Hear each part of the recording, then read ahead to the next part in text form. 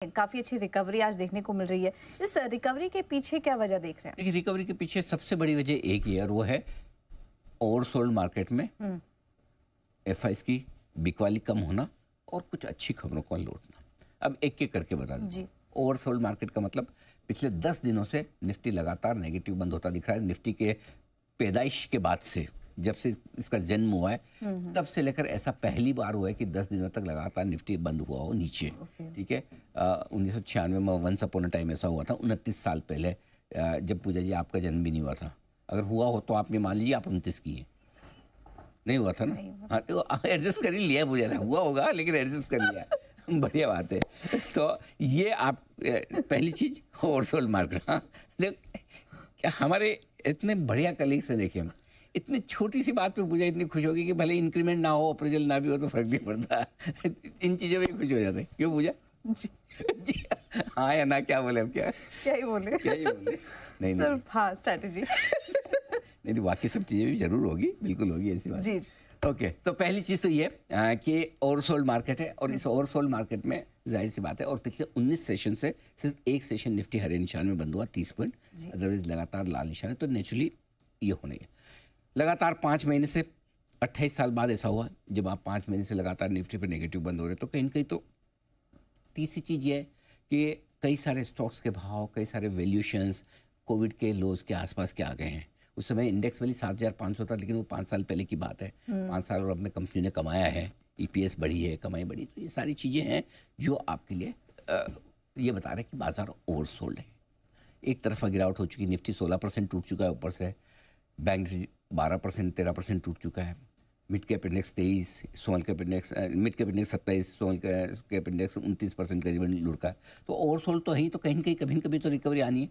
तो फिर रिकवरी, पहली चीज ओवरसोल्ड। दूसरी चीज जो आई है वो एफआईएस की बिकवाली, क्योंकि गिर आप किस ले रहे हैं? एफआईएस की बिकवाली की वजह से। पिछले 2 सेशन से एफआईएस की बिकवाली कैश मार्केट में छोटी होती हुई दिखी है। स्टॉक फ्यूचर्स दबा के कवर कर रहे हैं और सामने घरेलू फंड ने बहुत बड़ी खरीदारी कंपेरेटिवली की है एफआईएस की बिकवाली के मुकाबले। तो पहली बार घरेलू फंड ज्यादा कॉन्फिडेंट नजर आ रहे हैं इन लेवल्स पे पैसा डालेंगे। और तीसरा और सबसे बड़ा कारण ग्लोबल मार्केट से आया। डर टेरिफ वॉर का जरूर है, लेकिन उस टेरिफ वॉर में बाजार अब पॉजिटिव चीजें ज्यादा पड़ रहा है कि ये ट्रम्प साहब है ना, इसे हवा में तलवार घुमाएंगे, कहीं भी बिना निशाना मारे फायर करेंगे, ये चलेगा नहीं।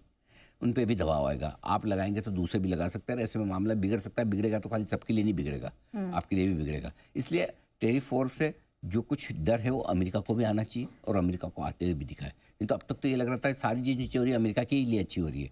लेकिन अमेरिका का खराब हो तो सबका खराब होगा। इसलिए अगर महंगाई अमेरिका में बढ़ेगी, महंगी चीजें वहां पर होगी, तो फिर सबको दिक्कत आएगी। तो ये एक जो डर अमेरिका में बना है उसका फायदा दूसरा उठा रहे हैं। कैसे? कच्चा तेल $70, बॉन्ड यील्ड 4.25%, डॉलर इंडेक्स लंबे समय बाद 106 के नीचे है, 105। ये चीजें ग्लोबल मार्केट्स के लिए, इमर्जिंग मार्केट्स के लिए काफी अच्छी है। तो ये कुछ कुछ तीनों चीजों का जो संगम बना है, त्रिवेणी संगम, इसमें बाजार ने आज डुबकी लगाई है तेजी की। कारण ये रहे हैं जो आपने पूछे। बिल्कुल, तो ये तो कारण थे रिकवरी के, लेकिन जब ये जो रिकवरी आई है अभी, अब इसमें क्या करना चाहिए? ट्रेडर्स को, निवेशकों को क्या सलाह दें? 2 ही चीज कर सकते हैं, या तो खरीदें या बेचें, और तीसरी करना चाहिए तो देखें, कुछ ना करें। तो कुछ ना करना तो बहुत अच्छी बात है इस मार्केट में, क्योंकि एक दिन की तेजी से, एक दिन की रिकवरी से चीजें खत्म नहीं होती, ठीक नहीं होती। सब कुछ ऑल इज वेल नहीं हो जाता, है ना। वही 4,000 घंटे के बाद 400 बढ़ना कौन सी बड़ी बात है। तो इसलिए बहुत ओवर ऑप्टिमिस्ट ऐसा है, उसको लाइफ को एंजॉय कीजिए, बट बी रियलिस्टिक। अगर कोई ये सोचता है कि आज की रिकवरी से सब कुछ ठीक हो गया लाइफ में, अब सब तेजी रही है, तो अभी थोड़ा जल्दबाजी है। ये भी हो सकता है आपका 21,964 लो बन गया और वापस आपको साल 2 साल ना देखना पड़े, बहुत बढ़िया है, मुझसे ज्यादा खुश कोई नहीं होगा। लेकिन उसकी कंफर्मेशन आने दीजिए। तो पहली चीज तो क्या है जो सबसे पहले निफ्टी को करनी थी, वो थी 23,125 को पार करना, जो आपने प्यार से किया। 2 दिनों का ही 23,261 था, वो भी आपने कर लिया। सर सॉरी 22 रखो यार, 23 हो जाएगा, इसलिए मेरे को ऐसा मन में आ रहा है। हो जाएगा, कोई बात नहीं, पूजा जी थोड़ा एडजस्ट कीजिए। 22,125 पहला, 22,261 दूसरा, और तीसरा लेवल जो पार करना है वो है 22,450 के आसपास का। अब वो नेक्स्ट टारगेट ही है बैंक निफ्टी। पहला लेवल जो आपको पार करना था वो था 48,375 का, कर लिया प्यार से। दूसरा 48,575 जो पिछले 3 दिनों का आई है, वो भी हो गया। अब आपके लिए 48,750 के ऊपर अगर आज क्लोज मिल जाए, मजा आ जाए, बहुत बढ़िया हो जाए। नहीं तो भी कोई बात नहीं, हमें क्लोजिंग अगर 375 के ऊपर। बैंक निफ्टी जरूर ऐसी जगह है जहां क्लोजिंग बहुत ज्यादा अच्छी मिलने की अभी तक जगह नहीं बनी, क्योंकि 48 375 के ऊपर क्लोजिंग चाहिए, वहां से आप मुश्किल से 75-100 पॉइंट ही ऊपर है। निफ्टी तो बहुत उस रिस्क से ऊपर है, लेकिन बैंक निफ्टी अभी ज्यादा ऊपर है नहीं। सो लेट्स सी क्या होता है। हायर हाई हायर लोस तो हम बना चुके हैं, डे हाई पर बंद हो जाए और पिछले दिन के या पिछले 2 दिन के हाईज के ऊपर जाकर बंद हो जाए तो दिल है छोटा सा, छोटी सी आशा, इतना ही चाहिए और कुछ नहीं चाहिए। सर अब अगला सवाल फिर यही होगा कि जिनकी एग्जिस्टिंग पोजीशन है वो क्या करें, और जो काफी समय से वेट कर रहे थे कि अब खरीदे क्या उनके लिए सही समय आ चुका है? देखिए, 2 चीज एक समझिए। पहले ट्रेडर्स की बात कर लें जी। ट्रेडर्स की जिनकी फंसी हुई पोजीशन है, एक बार हर आदमी को एक बार अपनी फंसी हुई पोजीशन से एग्जिट हमेशा लेना चाहिए, स्पेशली अगर आपका नुकसान अनबेरेबल हुआ। फॉर एग्जाम्पल आपकी ट्रेडिंग पोजीशन है, ट्रेडिंग पोजीशन पे आप क्या स्टॉप लॉस रखेंगे? 2%, 3%, 5%, और बहुत पोजीशन आपने लिया तो 10%, 8%। इससे ज़्यादा तो कोई ट्रेडिंग में स्टॉप लॉस नहीं रखता, करेक्ट? फिर तो आप इन्वेस्टर हैं। सो इनकेस आपने कोई एक स्टॉप लॉस रखा था, नहीं लगाया किसी वजह से, या ओवरनाइट एकदम गैप से खुल गया और आप नहीं बेच पाए, फिर हिम्मत नहीं हुई कि फॉर एग्जाम्पल कोई आपका कौन सा स्टॉक गैप से खुला था, पॉलीकैब, ठीक है, कि नीचे 10% खुल गया तो अब आप क्या करूं समझ, तब तक सर्किट लग गया, फिर क्या करूं 15%, फिर क्या करूं 20%, तो आप बेच नहीं पाते कई आई टाइप जैसे, ठीक है। तो ऐसी सिचुएशन में अगर आपके भाव आ रहे हैं किसी भी फंसी हुई पोजीशन में, तो पहले भाव के आसपास, कोर्स के आसपास थोड़ा ऊपर नीचे बेरेबल लॉस में थैंक यू करिए, निकल जाइए।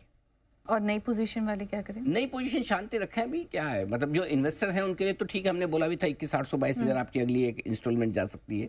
आखिरी इंस्टॉलमेंट आपकी 21,000, 21,200, 300 के लिए बची, आए तो ठीक, नहीं आए तो बहुत ही अच्छा, वो आपके हो गए। बाकी इन्वेस्टर्स के लिहाज से आपको जो चीज समझ में आए, फॉर एग्जाम्पल आज स्टॉक इन एक्शन का बजाज फाइनेंस, बजाज फिनसर्व से लेकर सब एनबीएफसी नीचे है, अकेला ऊपर है।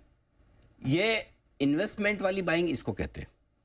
अगर किसी को 400 रुपए में, 500 रुपए में आईएफएल पसंद था, ठीक है, अब 250 आ गया, 300 आ गया, तो किसी को भी अच्छा लग सकता है। तो जहां आपको कन्विक्शन है कि आपको बैलेंस शीट ठीक लगती है, पेरेंटेज ठीक लगती है, आपको वैल्यूशन अच्छे लगते हैं, इस भाव में से बुरा है, वहां पर आपको खरीदना है इन्वेस्टर के तौर पे तो खरीदिए। बाकी अंदाज से कि ये शेयर 50 का 25 हो गया, 100 का 50 हो गया, 200 का 100 हो गया, इतना गिर गया, इसलिए खरीदना नहीं है। अगर खरीदना ही है कोई शेयर तो आपको पूरा कंफर्ट होना चाहिए कि हाँ ये शेयर मैं इसलिए खरीद रहा हूँ, भाव नहीं, मुझे शेयर के बारे में, कंपनी के बारे में पूरा कॉन्फिडेंस है। भाव का कॉन्फिडेंस दीजिए, भाव तो है ना, कोई भी भाव अच्छा भी हो सकता है, बुरा भी हो सकता है, लेकिन अगर आप बिजनेस में कॉन्फिडेंस के हिसाब से आप लेंगे शेयर तो फिर आप लग पाएंगे, ये ध्यान में रखना जरूर। देखिए निफ्टी में अब क्या है कि इन लेवल्स पे आके पूजा ऐसी चीज हो गई है कि अब मतलब मैं अनिल जी को भी सुन रहा था कि तीनों चीजें अच्छी भी लग रही हैं। जो चीज खराब नहीं लग रही है ना कि अब टैरिफ, एक ही क्राइम के लिए कितनी बार उस चीज को, मार्केट को सजा दोगे। ऑलरेडी मार्केट बहुत टूटी हुई है, टूट भी चुकी है। अब वो टैरिफ टैरिफ टैरिफ, एक टैरिफ के नाम पे हम कितनी बार गिरेंगे। अब टैरिफ का या तो 3-6 महीने में जो इफेक्ट आएगा, कुछ रिजल्ट आएगा, उसके बाद कोई नई गिरावट आएगी और कहां से आएगी वो बात अलग है। लेकिन टैरिफ की न्यूज पे जितना गिरना था, मतलब जैसे होता है ना, एक ही बार में एक की खून की 3 बार फांसी तो नहीं दे सकते, तो बहुत टैरिफ के ऊपर मार्केट गिर गई, तो दैट इज एनफ। तो अब चांसेस है कि बीच बीच में झटके लगेंगे ऊपर के, कोई बहुत बड़ी तेजी नहीं बन रही। जैसे अभी अनिल जी ने भी कहा था कि ऐसा नहीं कि हम टोटली सोचेंगे अब वो बन गया है, लेकिन एक मूव अच्छे बीच बीच में मिलेंगे, जैसे आज भी मिला, और एक और हमारे को अच्छा मूव मिल सकता है। पहला पड़ाव 22,450 का, दूसरा 700-800 तक भी निफ्टी जा सकता है। सर मार्केट में आज जो ये रिकवरी दिखी है, इनफैक्ट 1-2 दिनों से ही हम देख रहे हैं मार्केट संभलने का प्रयास कर रहा है, इसे आप कैसे देख रहे हैं सर? निफ्टी, बैंक निफ्टी, कोई राय बन रही है इन स्तरों पे? देखिए डाउन ट्रेंड लाइन जो है निफ्टी फ्यूचर्स की आज ऊपर की तरफ ब्रेकआउट हो गई है। ये लकीर लगातार 23,900 से अभी तक नीचे गिर गई, 1800-1900 पॉइंट की ये ट्रेंड लाइन आज पियर्स हुई है। बैंक निफ्टी में भी वो पियर्स हुई है। तो पहले रिवर्सल के सूचक मानक बनना शुरू हो गए हैं। इसको हम एक कंफर्म्ड रिवर्सल के तौर पे ट्रीट करेंगे।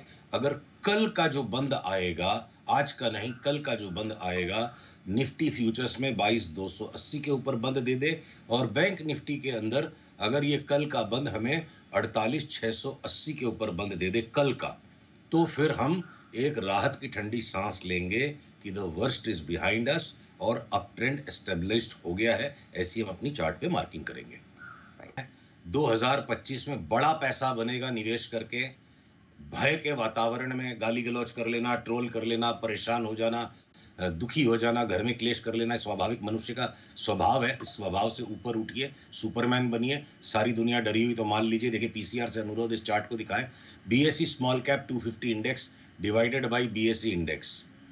अगर बाजार एक तरफा तेजी या मंदी दोनों में से कुछ भी पकड़ता है तो छोटे वाले स्टॉक्स ज्यादा भागते हैं, उसमें लिक्विडिटी कम होती है। तो जब आउट परफॉर्मेंस अंडर परफॉर्मेंस जब सीवियर होता है, जितना भी अंडर परफॉर्मेंस होना था इन स्मॉल कैप स्टॉक्स का, और इन्हीं की तर्ज पे, इसी चार्ट की तर्ज पे 26,000 की इंडेक्स पे हमने टेबल पीट के बोला था 23,000 की निफ्टी आ जाएगी। हो सकता है 21 भी जाए, और लास्ट के 1000 पॉइंट 700 पॉइंट में ठीक है, थोड़ी बहुत भय में हमारी भी चूक हुई है। पर अब वो इंडेक्स के जो पैटर्न बन गए, जो ABC पैटर्न बन गया, और ये लास्ट हाई जो आया था सितंबर 2024 में इस एडवेंचर इंडेक्स का, इसके जो पैटर्न से हमें बता रहे हैं डेफिनेटली इस लेवल के ऊपर जाएगा। तो अगर 30% तक का out performance small cap indices में आएगा वर्सेस द लार्ज कैप, और लार्ज कैप इंडेक्स में भी 28 से 25 से 30% तक की राइज आ सकती है, तो दुनिया भर के स्टॉक्स ऐसे हैं जिनमें पैसा डबल भी होगा, 2.5 गुना भी होगा। भय ही ऐसा समय होता है जब आपको समझदारी का निवेश करना है। 30-40 स्टॉक्स की खरीदारी करके एक बढ़िया ताजा पोर्टफोलियो अगले महीने 1.5 महीने में बनाइए। जैसे जैसे भाव ऊपर आने लगते हैं, भेड़ चाल में पैसा नहीं है। एकांत में, अकेले में, अपनी सोच के, अपनी समझ के अनुसार सौदा कीजिए। महत्वपूर्ण बात है, सामर्थ्य अनुसार सौदा करेंगे तो समृद्धि जरूर आएगी। सारी समस्या बाजार में यही है, सामर्थ्य के बाहर मार्जिन ट्रेडिंग, फंडिंग मिल गई, बोरोइंग मिल गई, लिवरेज मिल गई, उधार का पैसा ले लिया, बाजार में डाल दिया ना, उस आदमी का कुछ नहीं हो सकता। समझदारी से निवेश करने वाले आदमी के लिए 2025 में अभी भी पैसों की बरसात होगी। ओके सर, ग्लोबल मार्केट और पर्टिकुलरली यूएस मार्केट पे क्या नजरिया है सर? ये तो डाउ 2 दिन में 1300 पॉइंट गंवाए हैं। क्या ये चिंता की बात है और ये क्रैश होगा और नीचे जाएगा? क्या लग रहा है सर आपको? देखिए वॉल स्ट्रीट में सीबीओई इंडेक्स, जो वॉलेटिलिटी इंडेक्स है, उसमें एक शूट आउट आ गया था, और ट्रम्प साहब के लौटने के बाद ना हम सबको आदत डाल लेनी चाहिए। अगले 4 साल उनकी बातचीत, उनका व्यक्तित्व ऐसा है कि संसार के अंदर में चिंताएं ज्यादा होंगी। वो सबको चिंतित करवा के अच्छे काम करते हैं, चुपचाप नहीं करते हैं। तो वो थोड़ा बोलते ज्यादा है, और इसलिए ट्रंप के एरा में वॉलेटिलिटी एलिवेटेड ही रहेगी। और ये जो वॉल स्ट्रीट पे हुआ है, हमने जो डीप करेक्शन एंटिसिपेट किया था, हमने अपने उस डीप करेक्शन को, वॉल स्ट्रीट के पिक्चर को एक बार के लिए त्याग दिया है। हो सकता है आज की रात अगर आज ऊंचा बंद हो जाए नैस्डैक और S&P, तो हम 15% की वहां पे तेजी का कॉल ट्रिगर कर देंगे। और अगर S&P और नैस्डैक जैसे मार्केट जो सैचुरेटेड लगते हैं हमें, उनमें भी एक बार 15% की जगह है, तो 20-25% हमारी निफ्टी सेंसेक्स में बढ़ने को टाइम नहीं लगेगा। भय है, घबराहट है, थोड़ा सा सावधान अभी हमें यहाँ रहना है, पर क्या पता अगले वीक तक जब हम आपके साथ मिले चहल पहल बनी हो। यार सर फिंगर्स क्रॉस्ड, उम्मीद तो यही है कि अच्छी तेजी की चहल पहल हो। Thank you so much sir हमारे